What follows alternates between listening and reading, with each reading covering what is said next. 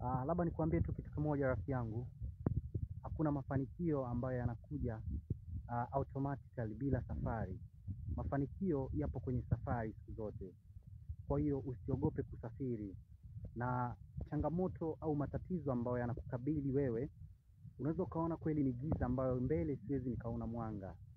Lakini leo naweza nikakuambia kwamba Mungu huwaga anaandaa changamoto ambayo kwa akili zako za kibinadamu wewe unaweza kuisolve. Kwa hiyo usiogope kwa changamoto yoyote ambayo wewe inakuogopesha.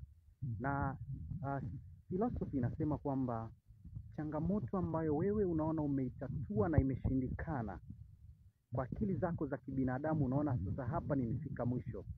Survey inasema hapo utakuwa umetumia 40% tu za kufikiri kwa ubongo wako. Kwa hiyo bado na 60% nyingine zaidi. Kwa hiyo wewe unapoona umefeli kabisa, bado hujafeli.